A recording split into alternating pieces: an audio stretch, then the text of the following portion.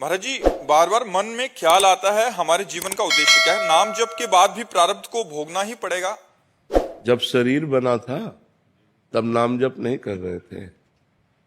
शरीर बन चुका, उसका प्रारब्ध निश्चित हो चुका है कि इतने समय में ये घटना घटेगी, इतने समय में ये अंग टूटेगा, इतने समय में ये सुख मिलेगा, इतने समय में ये मिलेगा। जन्म के पहले ही रच गया है, वो विधान रच गया है। भजन अब कर रहे हैं तो अब का भजन आगे के कर्मों को नष्ट कर देगा जो हमसे गलती होगी। पूर्व में जो संचित जमा है गोदाम हमारा, वो भस्म हो जाएगा, लेकिन जिससे शरीर बना है वो भोगना पड़ता है। इसीलिए बड़े बड़े संतों को भोगना पड़ता है। किसी को कैंसर हो गया, किसी को किडनी फेल, क्योंकि उनका अंतिम शरीर होता है, तो अनंत जन्मों के सब पापों को थोड़ा थोड़ा करके भोगवा दिया जाता है। तो अवश्य में वो भोक्तव्यम कृतम कर्म शुभा शुभम, ये भगवान के वचन है। जो शुभ अशुभ कर्म से तुम्हारे शरीर की रचना हुई वो भोगना पड़ेगा।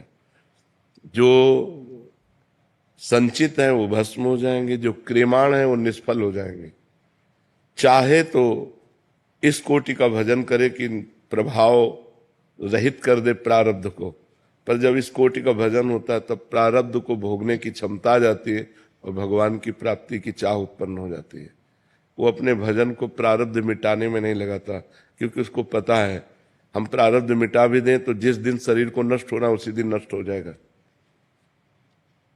तो हम ऐसे भजन को ब्रह्मास्त्र को मच्छर मारने में क्यों लगाएं? ब्रह्मास्त्र का प्रयोग मच्छर मारने में क्यों करें? इसलिए बड़े बड़े संत आए हुए दुख को आदर से भोग लेते हैं और भजन करके भगवान को प्राप्त हो जाते हैं। समझ पा रहे हैं आप? महाराज जी, प्रारब्ध को सहने की क्षमता कैसे विकसित? नाम से। जितना नाम जप करोगे उतने प्रारब्ध को सहने की क्षमता। यदि निरंतर नाम जब करते रहे तो जो भी कष्ट आएंगे, जैसे परसों हमारा पर्स गायब हो गया, तो उसको सहने कोई समस्या नहीं हुआ, कोई दुख नहीं हुआ हमारा। हाँ ठीक है, धीरे धीरे हम छोटी छोटी घटनाओं से ऐसी अपनी बुद्धि को विकल ना होने दें। जितना नाम जप करोगे बड़ा अकाउंट जमा होगा नाम का, उतने बड़े से बड़े दुख को आप आनंद पूर्वक सह सकते हैं, आप हंस कर सह सकते हैं। दुख होता है पर पीड़ा जैसे महसूस हो रही, उसकी व्यथा नहीं होती, व्याकुलता नहीं होती। पीड़ा हो रही पर एक आनंद अंदर है, राधा राधा राधा। तो आज की गरीबी, आज का दुख, आज की समस्या को देखकर हम भगवान का आश्रय न छोड़ें, भजन न छोड़ें। एक समय आएगा ये सब समस्याएं धूल धूसरित हो जाएंगी। बड़ी कृपा भगवान की, बड़ी कृपा। कितना कष्ट जीवन में, लेकिन हर कष्ट को सहने की भगवान ने सामर्थ्य दी।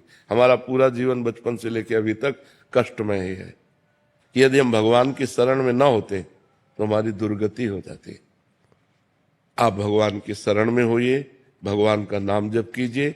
आज जैसी भी परिस्थिति है चुपचाप सह जाइए, कल आपको बहुत अच्छा होगा, क्योंकि आप भगवान की शरण में हो।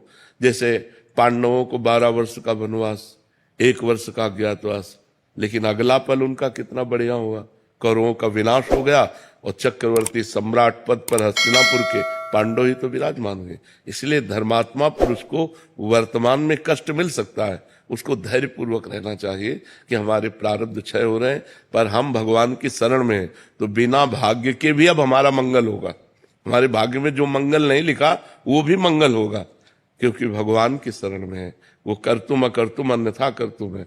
जैसे मुकदमे में हार गए और मुझे फांसी की सजा हो गई, एक राष्ट्रपति माफ कर सकता है।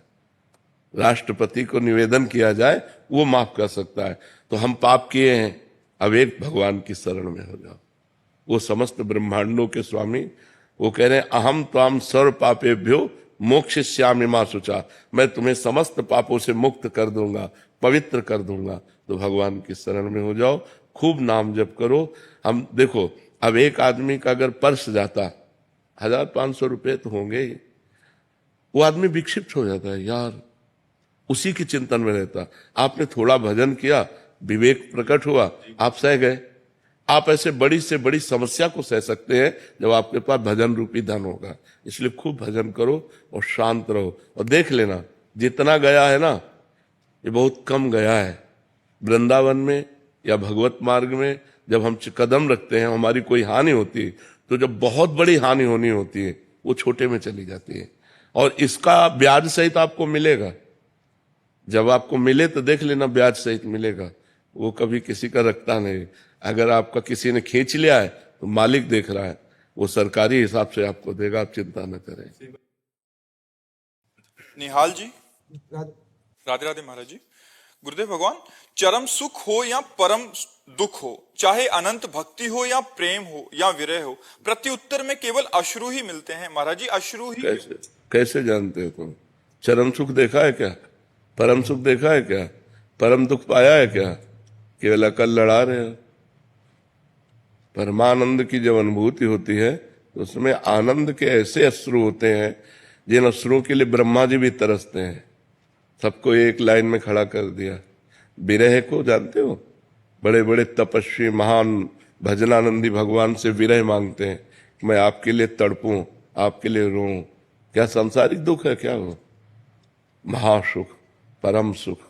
सामने श्याम सुंदर है, उनकी रूप माधुरी देखते हुए वो रुदन कर रहा है, वो सतरति सतरति सा लोकांतार्यति, वो स्वयं तर जाता, स्वयं तर जाता, लोगों को तार देता है। अभी कहाँ जाने? कुछ पाया है क्या?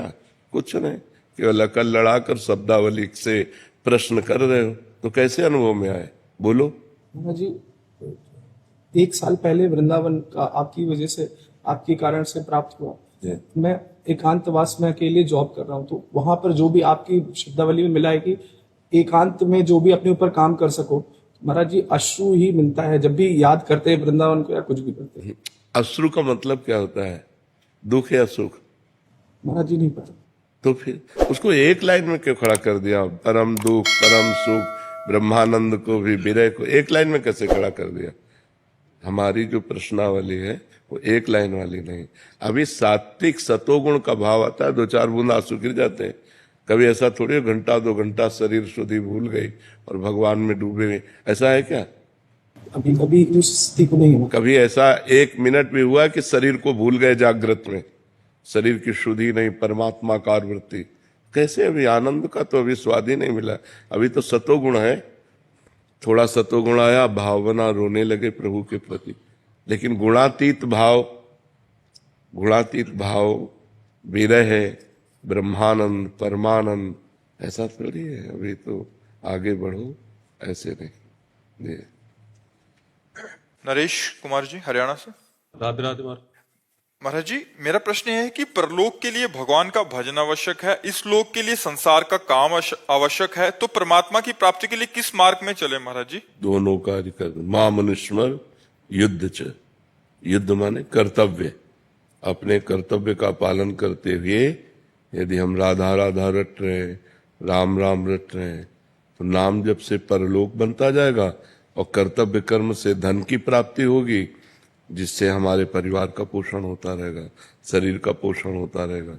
कर्तव्य कर्म में जैसे किसानी है, व्यापार है, नौकरी है, कोई भी पद है, अपने पद का ईमानदारी से यदि हम बर्ताव करें, घूस न लें, बेईमानी न करें, धर्म पूर्वक पालन करें, तो उसी से हमें भगवत प्राप्ति हो जाएगी। वो हमारी हो गई पूजा, जिससे हमारी दिनचर्या चलेगी, और नाम जब चल रहा है साथ में, उससे हमारा परलोक बन जाएगा। तो नाम जप करते हुए हर कार्य करने का अभ्यास करें, तो इस लोक और परलोक में दोनों जगह सुख की प्राप्ति हो जाएगी। अपना कर्तव्य कर्म बहुत श्रेष्ठ है। जो हमें कर्तव्य कर्म धर्म के अनुसार मिला है, उसे हम पूजा मान करके करें, उसी से हमारा कल्याण हो जाएगा। श्री रविदास जी थे, रैदास जी, बड़ा भारी कठौता, उसी में वो अपना जो कार्य था वो कार्य करते, तो कठौते का धोवन का जल इतना सिद्ध हो गया था, बड़े बड़े सिद्धों को चमत्कार से हरा दिया। उन्हीं की बात है, मन चंगा तो कठौती में गंगा। ऐसे बस नाम जब करते रहते, अपना कार्य करते रहते। तो जो भी कार्य करें, नाम जप करते हुए करें, तो लोक और परलोक दोनों हमारे बन जाएंगे। समझ पा रहे आप जी? जेपी शर्मा जी, नोएडा से। राधे राधे महाराज जी। महाराज जी, मैं पूर्ण रूप से आध्यात्मिक बनना चाहता हूँ। मैं सभी से प्रेम करूं, मुझ में करुणा, क्षमाशीलता, सहानुभूति हो, मैं सबकी मदद करूं। महाराज जी, ऐसे करने के लिए मुझे क्या करना पड़ेगा महाराज जी, सबकी समस्याओं का हल कर पाऊं? उड़िया बाबा जी बचपन में सोचा मैं अन्नपूर्णा को प्रसन्न करके कुछ ऐसा बटलोई टाइप प्राप्त करूं जिससे किसी को भूखा ना देख सकूं। बहुत आर्तत्राण उनका नाम भी था। दूसरे को दुख की निवृत्ति करना, लेकिन असंभव है। इतना संसार अशांत है, दुखमय है, जब तक वो भजन नहीं। देखो, हम भोजन दे सकते हैं आपको, रुपया दे सकते हैं आपको, व्यवस्था दे सकते हैं आपको, लेकिन यदि मन आपका गंदा है तो निगेटिव सोच करके आप जो जल रहे हो उसे कैसे सुखी किया जा सकता है? किसी को अगर सुखी करना है तो उसे सत्संग सुनाया जाए, उसे अध्यात्म में चलाया जाए, उसे भगवान का नाम जप करवाया जाए तो भले सुखी हो जाए, नहीं रुपया देने से सुखी नहीं होगा। आप रुपया दोगे तो जितनी उसकी बुद्धि खराब, उससे और खराब हो जाएगी। तो हम किसी को अगर सुखी करना चाहते हैं तो उसकी बुद्धि को शुद्ध करना होगा। केवल भोजन देने मात्र से या दवा देने मात्र से या धन देने मात्र से हम किसी को सुखी नहीं कर सकते। अगर उसकी बुद्धि शुद्ध है और पॉजिटिव सोच है तो भूख में भी वो सह लेगा और आनंदित रहेगा। अगर बुद्धि निगेटिव है तो तुम खवाओ भोजन, इसके बाद जाके वो गलत काम करेगा, अशांत हो जाएगा, क्योंकि उसकी बुद्धि ठीक नहीं है। सबको सुख प्राप्त करने के लिए एकमात्र उपाय है भगवान की शरण में होकर भगवान का नाम जप करना। हम किसी को सुखी करना चाहें तो उसे भगवान में लगाएं, उसको नाम जप करवाएं, उसको सत्संग सुनावें, उसको धर्म से चलना सिखाएं, उसके पाप आचरण हटवाएं, तभी हम सुखी कर सकते हैं। ये दवा दे के, पैसा दे के, भोजन दे के, कपड़ा दे के, वो तो निमित्त मात्र सुख है। वास्तविक सुख की प्राप्ति भगवान से होती है, धर्म से होती है। आज लोग धर्म का आचरण त्याग रहे हैं। आज उनको पता नहीं मेरा धर्म क्या है। चंद रुपयों के लिए मनुष्य को कुछ नहीं समझ रहा है। चंद रुपयों के लिए मनुष्य को काट रहा है। तो हमें लगता है जब तक बुद्धि शुद्ध नहीं होगी तब तक परोपकार सही नहीं हो पाएगा। परोपकार तभी है जब उसका मंगल हो, और उसका मंगल तभी होगा जब बुद्धि शुद्ध हो, और बुद्धि शुद्ध तभी होगी जब वो धर्म से चलेगा, और धर्म से तभी चलेगा जब सत्संग सुनेगा और नाम जप करेगा। क्यों? बिल्कुल ठीक है जी। राखी दत्ता जी दिल्ली से। राधे राधे महाराज जी। महाराज जी, यदि हम किसी को दुख देते हैं और दिखाते हैं कि भगवान को हम बहुत मानते हैं, दान देते हैं, तो क्या ऐसा लिया हुआ भगवान का नाम दूसरों के साथ छल कपट करता है, दूसरों को दुख देता है, मनमानी आचरण करता है, दिखावे के लिए माला चलाता है या दान पुण्य भी करता है, वो नरक जाएगा, उसका कल्याण नहीं होने वाला है। सही ढंग से चलो, जो मार्ग बताया गया है उसके अनुसार चलो। परहित सरिस धर्म नहीं भाई, पर पीड़ा सबने अगमाई। छल कपट करके दूसरों को दुख दो और आप सोचो कि हम नाम जप करके भगवान को प्राप्त कर लेंगे, हमें दुख नहीं मिले, तो वो नाम जप काम ही नहीं करेगा, वो काम नहीं करेगा। जैसे दिव्यास्त्र होते थे, तो अगर आप उनको संतों के ऊपर या भागवती, तो काम ही नहीं करेगा। जब दिव्यास्त्र दिया जाता था तो बता दिया जाता था कि इसका प्रयोग यही होगा, इसके अलावा और प्रयोग करोगे तो तुम्हारी हानि हो जाएगी। तो ऐसे नाम दिव्यास्त्र है, बहुत समुद्र से पार होने के लिए है, लेकिन आप उसका पाप में प्रयोग करें, नरक जाओगे, बचोगे नहीं। वो दिव्यास्त्र काम नहीं करेगा। हाँ, हम अपने आचरण सुधार रहे हैं, किसी को कष्ट नहीं दे रहे, अच्छे मार्ग में चल रहे हैं, फिर राम राम कह रहे हैं, वो राम राम आपको बहुत समुद्र से पार कर देगा। ऐसा नहीं कि पाप करें, माला झोली लिए और ऐसे सरकार है। वो बगुला भक्ति भगवान को पसंद है। भगवान कह रहे निर्मल मन जन सो मोहि पावा, मोहि कपट छल छिद्र न भावा। ये कपट छल छिद्र ये भगवान को अच्छा नहीं। सीधा सरल भाव, सबसे प्रियता का भाव करो, सबको सुख पहुंचाने की चेष्टा करो, नाम जप करो, भगवान प्रसन्न हो जाएंगे। ये छल कपट द्वंद्व दुख दूसरों को देने वाला ऐसा नहीं। सौम्या जी दिल्ली से। राधे राधे महाराज जी। महाराज जी, अगर इंसान को इस संसारिक नकारात्मकता से बचकर रहना है तो उसे क्या करना? नाम जप करना है। नाम जप, जितना नाम जप करोगे उतना ही नकारात्मक सोच नष्ट होकर सकारात्मक सोच बनती चली जाएगी। नाम जप में इतनी बड़ी सामर्थ्य है कि भगवान को अधीन कर ले। सुमिर पवन सुत पावन नामू, अपने बस करी राखे रामू। भगवान को अधीन कर ले, नामी को अधीन कर ले, भगवान पीछे पीछे डोले। यदि अधिक नाम जप करो तो भगवान पीछे पीछे डोले। तो इसलिए हमारी बुद्धि सकारात्मक सोचमयी हो, इसके लिए खूब नाम जप करे। और नाम जप हो इसलिए संत संग करे, संतों का संग करे, सत्संग सुने, शास्त्र स्वाध्याय करे। जो छोटी छोटी पुस्तिकाएं गीता प्रेस से प्रकाशित है, राधा बाबा, भाई जी, स्वामी राम सुखदास जी, जयदयाल गोयनका जी, इन महापुरुषों की वाणियों को पढ़ना चाहिए और खूब नाम जप करना चाहिए। हेमा चौहान जी। गुरु जी, जैसे आपसे सुना है कि 8 करोड़ नाम जप से सभी मनोकामनाएं पूरी होती हैं, तो क्या मेरी अखंड वृंदावन वास की इच्छा भी पूर्ण हो सकती है महाराज जी? हाँ, श्री जी प्रसन्न होंगी जब हम नाम जप करेंगे तो जरूर हमें वृंदावन वास दे देंगी। जिनको वृंदा विपिन है, कृपा तिनहि की होए, वृंदावन में तबहि तो रहन पाए सोए। ये वृंदावन महारानी जी का है, लाडली जी का है। करोड़ तो बहुत बड़ी बात है। अगर रो रो कर ऐसे ही पुकारने लगो, प्रिया जी मुझे वृंदावन वास दे दो, तो हो सकता है बहुत जल्दी पास कर दे। उनका वृंदावन है, जब तक वो पास नहीं करेंगे तब तक रोना पड़ता है। हम भी रोए हैं, हम भी रोए हैं, एकांत में बैठकर रोए कि मुझ गरीब को वृंदावन वास दे दो। काशी से आए थे ना, तो यहाँ जब श्री जी से रोए तो फिर उनका कृपा प्रसाद हो, देखो सतुर्मा। हाँ, तो बस श्री जी से रो अंदर से। कबीरा हंसना छोड़ दे, रोने से कर प्रीति, बिन रोए किन पाइया प्रेम प्यारा मीत। उनसे प्यार करो, उनको पुकारो, वो सुन रही हैं। जहां आप बोल रही हो वहीं वो सुन रही हैं। उनके कान बिल्कुल आपके नजदीक हैं। पुकार पुकार कर कहिए कि मुझे वृंदावन वास दीजिए, तो लाडली जी बहुत कृपाल है, बहुत दयामयी है, वो वृंदावन वास दे देंगे। प्रियंका जी बेंगलुरु से।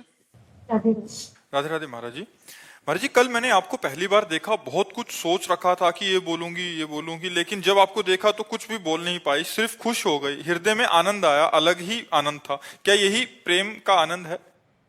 जरूर। भगवान के नाम, भगवान के प्रेमी जन, भगवान के भक्त जन को देखकर हृदय आनंदित हो तो ये भगवान का प्रेम है। ये उनसे प्रेम नहीं, ये भगवान का प्रेम है। जब हनुमान जी को विभीषण जी ने देखा ना, तो बहुत आनंद आ रहा है, बहुत आनंद आ रहा है। तो कह रहे हैं कि तुम राम दीन अनुरागी, आयो मोहि करन बड़ भागी। कि तुम हरिदासन मां कोई, मोरे हृदय प्रीति अति हुई। मेरे हृदय में बहुत आनंद हो रहा है। या तो तुम भगवान के भक्तों में कोई श्रेष्ठ भक्त हो, और या स्वयं भगवान हो जो मुझे कृतार्थ करने आए हो। तो उन्होंने कहा नहीं, मैं भगवान नहीं, मैं भगवान का दास हूं, मेरा नाम हनुमान है, मैं तो असमय अधम सखासु। तो भक्तों के दर्शन से जो एक आनंद होता है वो भगवान की प्रीति से होता है, क्योंकि वो भगवान के जन होते हैं। जी। देवेंद्र जी गंगानगर से। राधे राधे। राधे राधे महाराज जी। महाराज जी, लोग सत्य मार्ग पर चलने व बोलने पर समाज व रिश्तेदार सत्य का साथ न देकर गलत का साथ देते हैं। हमें सत्य पर चलने वालों को तुच्छ समझकर समाज से अलग व विरोध करते हैं। ऐसा क्यों महसूस करवाते हैं कि सत्य बोलना गलत है, गलत को ही प्राथमिकता देते हैं महाराज जी? ये सब ब्रह्मा जी के 4 पुत्र हैं, सतयुग, त्रेता, द्वापर, कलयुग। सतयुग से कहा, बेटा हमने नरक का निर्माण किया है, ध्यान देना। तो सतयुग ने कहा, हमारे राज्य में कोई नरक नहीं जाएगा। त्रेता से कहा तो उनका, हम बड़े भैया का अनुसरण करेंगे, सतयुग का।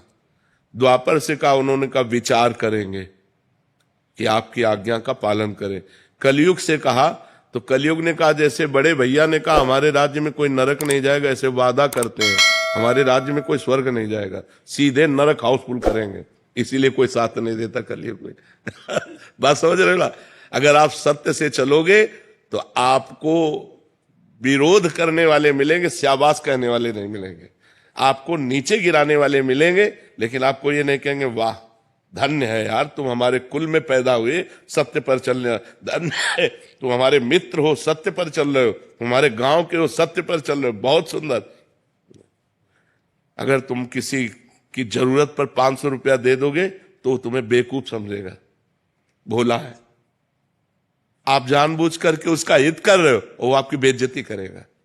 ये कलयुग का स्वभाव है, ये कलयुग का प्रभाव है। कोई किसी का हित नहीं करता। आप अपने को सत्य मार्ग में चलाइए, सिर्फ भगवान आपका साथ देंगे, इंसान आपका साथ नहीं दे सकता, क्योंकि इंसान कलयुग से प्रभावित है।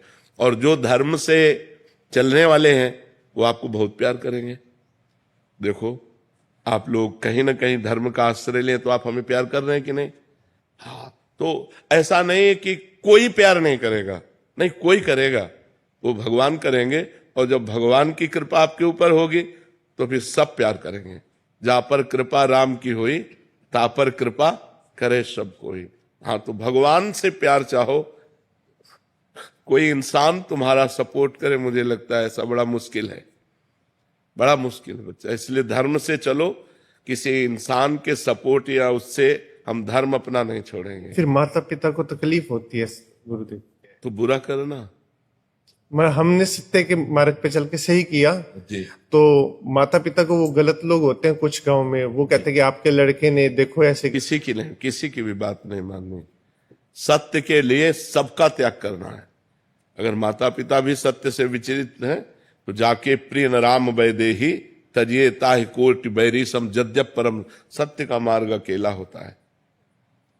सत्य के मार्ग पे प्रहलाद जी चले तो हिरण्यकश्यप पिता है, विरोधी हो गया ना। सत्य के मार्ग पे चले तो कैकेयी जी विरोधी हो गई ना। राम जी को 14 वर्ष का वनवास और भगवान के सत्य के मार्ग पे चले तो बलि जी के गुरु ही विरोधी हो गए। बलि जी जब 3 पग पृथ्वी दान करना चाहे तो शुक्राचार्य जी मना कर। सत्य के मार्ग पे चलने में गोपियों के पति विरोधी हो गए। तजो पिता प्रहलाद विभीषण बंधु भरत महातारी, गुरु बलि तजेव कंत ब्रज बनितन भे मुद मंगलकारी। सब मंगल करने वाले बन गए, इसलिए ऐसा नहीं। फिर गुरुदेव मन में शंका होती है कि हम माता पिता को कैसे खुश रख। नहीं, कोई खुश हो या ना हो, सत्य अगर सही ढंग से चल रहे हो तो पूरे विश्व को खुश करने की सामर्थ्य आ जाएगी। थोड़ी देर के लिए वह संतुष्ट होंगे, उनका भी कल्याण हो जाएगा। असत्य पे चलने से उनका भी पतन हो जाएगा और सत्य से चलने से उनका भी मंगल हो। आज वो खुश नहीं, लेकिन उनका परिणाम बहुत अच्छा मिलेगा, क्योंकि आप उनकी संतान हो। यदि नाम जप करते हो, धर्म से चलते हो, कोई पाप कर्म नहीं करते, तो तुम अपने माता पिता का भी कल्याण कर दोगे। वर्तमान में वो गाली देंगे, लेकिन अंत में उनका कल्याण होगा। और अगर अभी गलत चलोगे तो वर्तमान में भले रुपया लेके उनको दे जाके, लेकिन वो भी नरक जाएंगे और आप भी नरक जाओगे। तो हमें चाहिए सत्य पे चलना, कुछ भी हो जाए।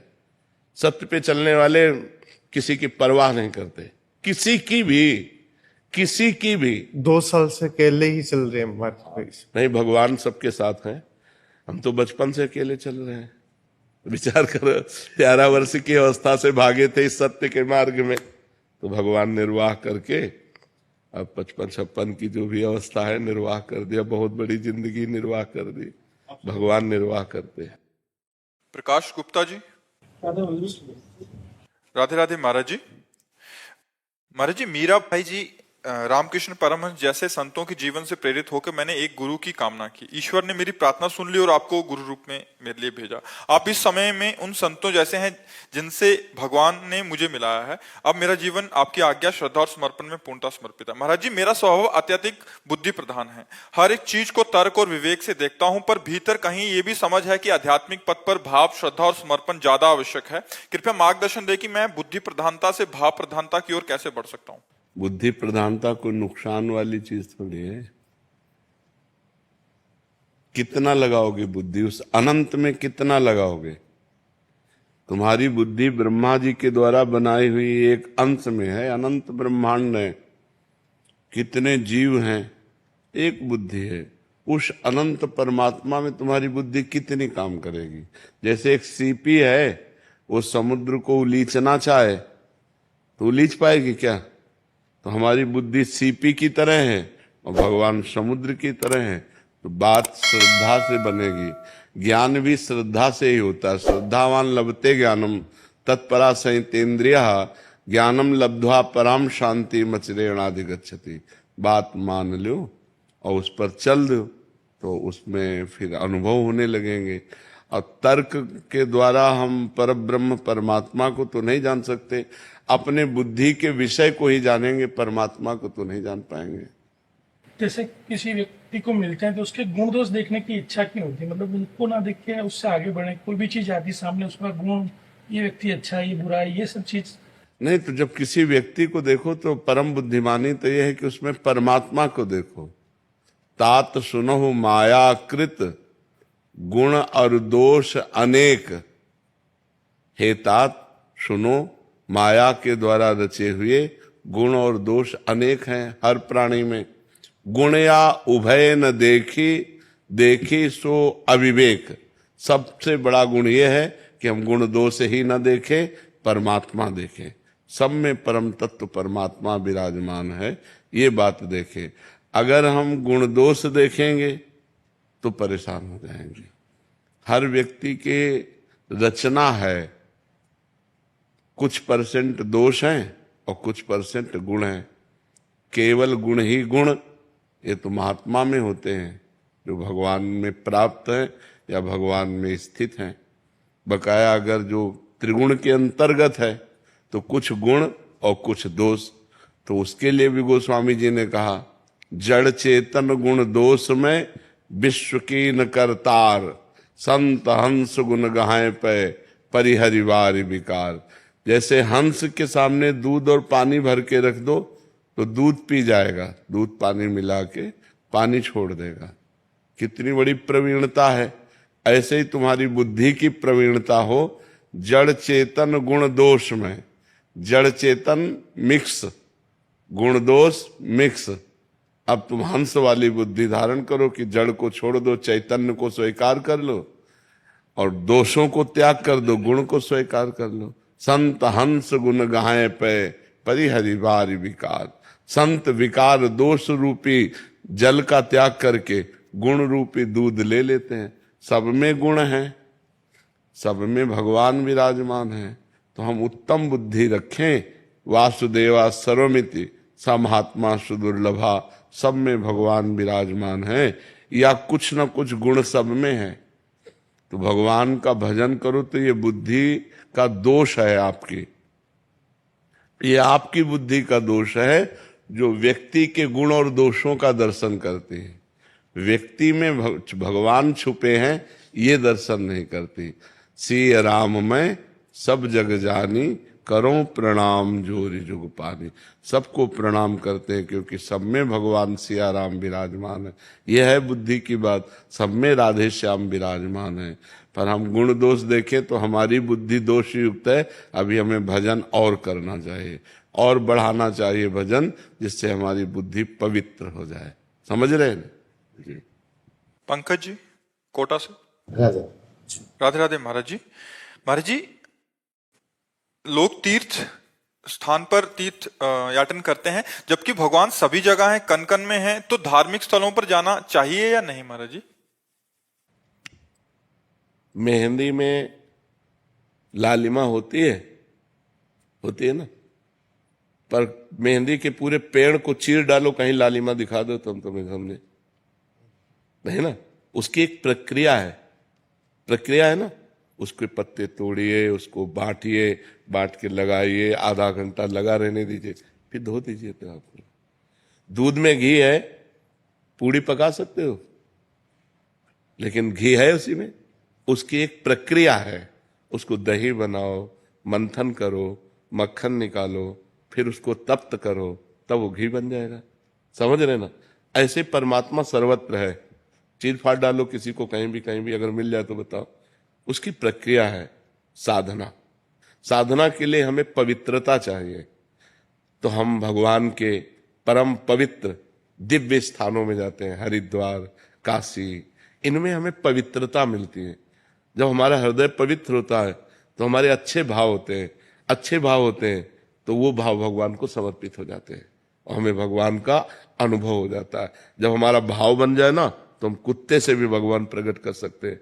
हमारा भाव बन जाए तो हम ईंट से भी भगवान प्रकट कर सकते हैं। हमारा भाव ना बने तो भगवान में भी भगवान नहीं दिखाई दे रहे दुर्योधन को।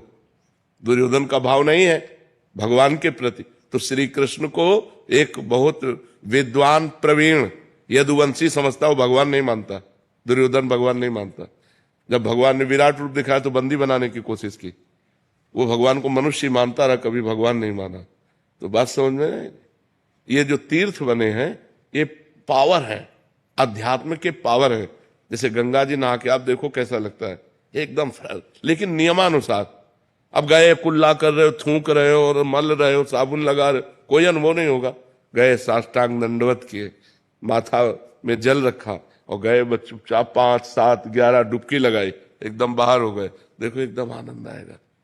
वृंदावन आए हो, परिक्रमा लगाओ, बिहारी जी के दर्शन करो, किसी का दिया हुआ कुछ खाओ मत, रजरानी लगाओ, नाम जप करो। जब जाओगे तो एक अच्छा अनुभव होगा, एक आनंद अनुभव होगा। अब यहीं आओ उधर उधर सब गंदगी करो तो जब जाओगे तो कुछ हाथ नहीं लगेगा। ये परम पवित्र स्थान बनाए गए हैं कि हमको अध्यात्म का सहयोग मिले, हमारे जो गलतियां हो गई, पाप हो गए, वो नष्ट हो जाए। भगवान सर्वत्र है, पर जैसे दूध में सर्वत्र घी है, दूध से काम नहीं चल सकता, उसका प्रक्रिया। तो ऐसे प्रक्रिया का मतलब साधना। तो साधना का प्रारंभ करने के लिए हमें जो पवित्रता चाहिए वो गंगा है, काशी है, जो बड़े बड़े तीर्थ है, इनमें इसीलिए जाया जाता है कि हम गृहस्थ हैं, हमसे कोई ना कोई पाप बन जाते हैं। तो इन तीर्थों में जाने से हमारे पाप नष्ट होते हैं, हमारे पुण्य बनते हैं, हमारा हृदय पवित्र होता है। अवश्य जाना चाहिए, पर जिस पद्धति से रहना उसी पद्धति से रहना। हर तीर्थ में एक दिन उपवास करना चाहिए। अगर 3 दिन वास करे तो एक दिन उपवास करना चाहिए, दूसरे दिन फलाहार करना चाहिए, तीसरे दिन अन्नाहार करना चाहिए। एक दिन तो प्योर पूरा ऐसे जल पे रहना चाहिए या ऐसे कष्ट सहना चाहिए तीर्थों में जाकर। एक दिन उपवास करो, वृंदावन की परिक्रमा करो, बिहारी जी के दर्शन करो, यमुना स्नान करो, यमुना जी के पास बैठकर नाम कीर्तन करो, नाम जप करो, ये कमाओ। जो तीर्थ स्थानों में परम पवित्र भाव कमाए जाते हैं वो एक, लेकिन बड़ा विचित्र है, यमुना किनारे भी बैठकर गंदी बात करेंगे, यमुना किनारे भी बैठकर गंदी क्रियाएं करेंगे, इधर उधर सब गंदी बातें करेंगे, तो धाम का फिर लाभ कहाँ मिल पाएगा।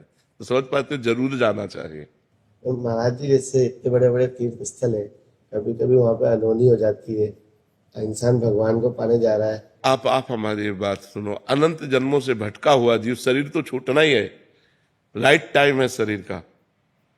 और अगर वो हरिद्वार में शरीर छोड़ता है, वो वृंदावन में शरीर छोड़ता है, काशी में छोड़ता है, तो उसे भगवान की प्राप्ति हो जाएगी।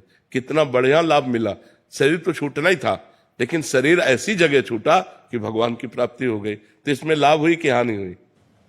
लाभ। हाँ, तो हमें नेगेटिव नहीं सोचना, हमें पॉजिटिव सोचना है। काशी है, वृंदावन धाम है, हरिद्वार है, गंगा का तट है, यमुना का तट है, इनके किनारे प्राण निकलते हैं तो जीव की उत्तम गति होती है। प्राण तो निकलने थे, लेकिन यहां निकले, ये उत्तम गति हुई। जैसे आपके 100 रुपया जेब से बिहारी जी के सामने कट गए तो निश्चित मान लो करोड़ों का नुकसान होना था। आप वृंदावन आए तो धाम की कृपा से मात्र 100 रुपये में वो कार्यक्रम हो गया तुम्हारा।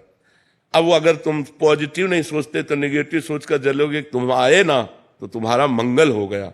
करोड़ों का नुकसान भगवान ने 100 रुपये में निपटा दिया।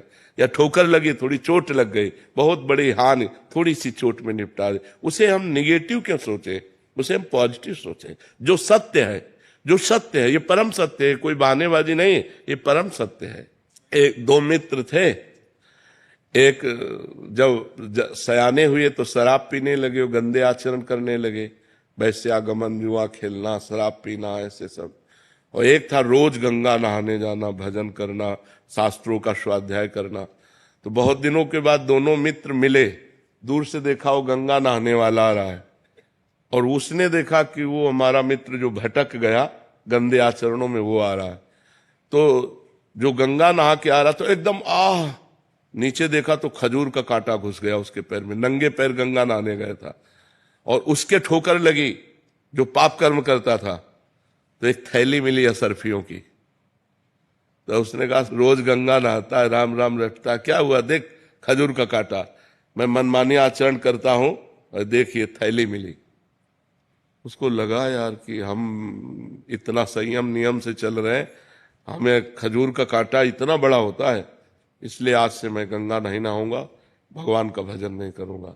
तो जब किसी को संशय हो जाता है तो भगवान धर्मात्मा पुरुष का संशय निवृत्त करने के लिए कोई न कोई रूप धारण करते हैं, चाहे वो ग्रंथ रूप मिल जाए या कोई संत मिल जाए।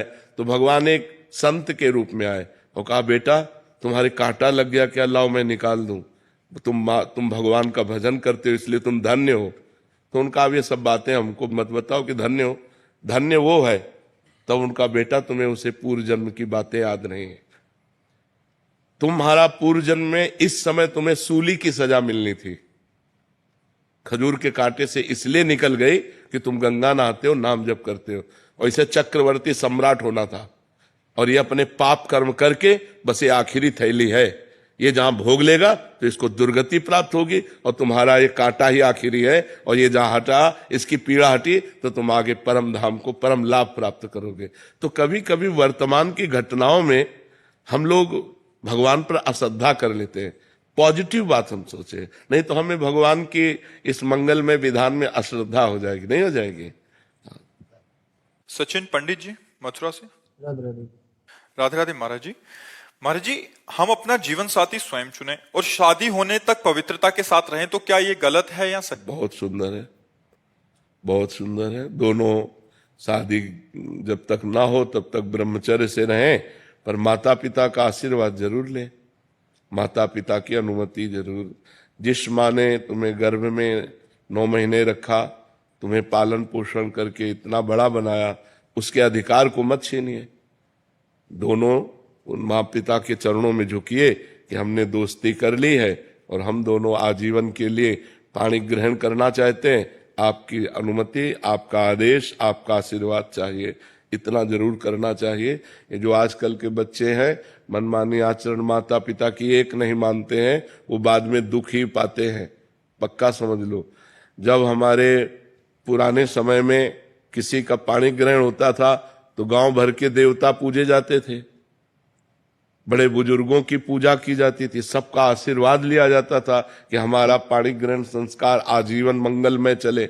और आजकल क्या है, न माँ की मानना न पिता की मानना, आज इस लड़के से बेविचार, कल उस लड़के से बेविचार, और फिर शादी, और फिर ब्रेकअप, और फिर डिवोर्स, यही सब चल रहे हैं। और क्या चल रहा है? कहीं शासन नहीं, कहीं किसी तरह की मर्यादा नहीं, घर में किसी की आन मानती नहीं है, न मानते हैं बच्चे, तो आगे चलकर शराब पीते हैं, ड्रग्स, इधर उधर बेविचार, और अगर ब्याह कर दो तो भाग जाती है, अगर ब्याह कर दो तो डिवोर्स कर देती है। मेरी वाइफ डेली मेरे से मनी की घोषणा करती है, मैं महीने में भी पैसा देता हूँ, फिर नाम भी जप करता हूँ, जैसे आप बोल रहे थे अभी कि नाम भी जप कर रहे हो और किसी को दुख भी नहीं देना, मगर बीवी को पैसा नहीं देते तो वो भी दुख में जाएगा। नहीं, ऐसे नहीं उचित। हमारी अर्धांगिनी हो, हमें 100 रुपया मिलता है, आप जानते हो, 100 रुपये में परिवार भी चलाना और आपकी कामनाएं भी पूर्ण करनी है। आपको ऐसी कोई कामना नहीं करनी जो मैं अपनी स्थिति से कर्जा लूं या कुछ गलत करूं, ऐसा नहीं कर सकता। अर्धांगिनी वही है जो अपने पति के अनुसार चले, वो ऐसी कामना करेगी ही नहीं, वो तो कोशिश करेगी कि हम पति से कोई कामना न करें, उनके ऊपर कोई भार न पड़े, वो सुखी रहें, वो प्रसन्न रहें। ऐसी पत्नी मिलना बड़े भाग्य की बात है। आज का बहुत वातावरण गंदा होता जा रहा है, तो बहुत अच्छे बच्चे हो, ब्रह्मचर्य से रहो जब तक ब्याह ना हो, और फिर माता पिता की अनुमति से ब्याह कर। महाराज जी, इसमें एक प्रश्न था महाराज जी, बहुत सारे ऐसे प्रश्न आते हैं कि जैसे लड़का और लड़की दोनों शादी करना चाहते हैं और अपना पूरा जीवन एक दूसरे के साथ निभाना चाहते हैं, बट माता मान जाती है तो पिता नहीं मानते, पिता मान जाते माता नहीं मानते। आजकल माता पिता को भी सोचना चाहिए कि नया जमाना है, अगर वो आपसे अनुमति ले रहे हैं, आपके पैर छू रहे हैं, तो आप उसका आदर कीजिए। ज्यादा बड़े वाले बन करके बात करोगे तो फिर अपमान भी हो जाएगा, आपकी बात नहीं मानेंगे। बच्चे हैं, नौजवान हैं, तो थोड़ा सा देख लीजिए।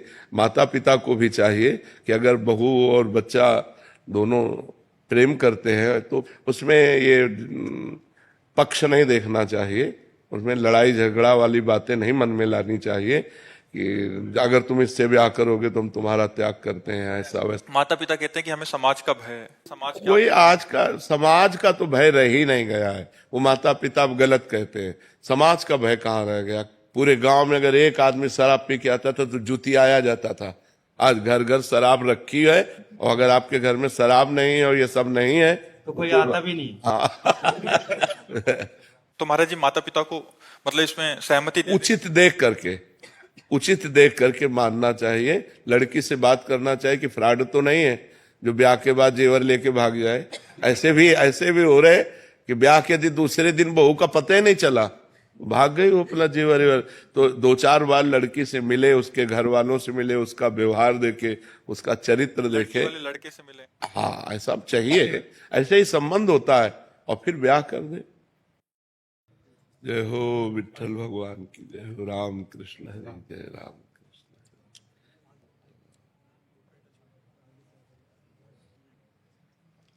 नाम कीर्तन सुनाओ, 1 मिनट नाम कीर्तन सुनाओ। जय जय राम कृष्ण हरि। जय जय राम कृष्ण हरि। जय जय राम कृष्ण हरि। जय जय राम कृष्ण हरि। जय जय राम कृष्ण हरि। जय जय राम कृष्ण हरि। जय जय राम कृष्ण हरि। जय जय राम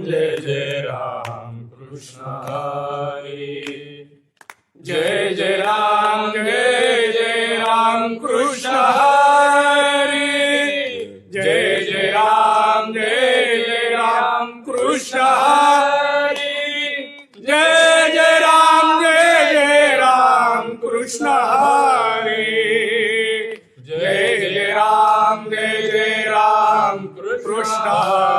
हरि। जय जय राम कृष्ण हरि। जय जय राम कृष्ण हरि। जय जय राम कृष्ण हरि। जय जय राम कृष्ण हरि। जय जय राम कृष्ण हरि। जय जय राम कृष्ण हरि। जय जय राम कृष्ण हरि। जय जय राम कृष्ण हरि। जय जय राम कृष्ण हरि। कुंडली वरदा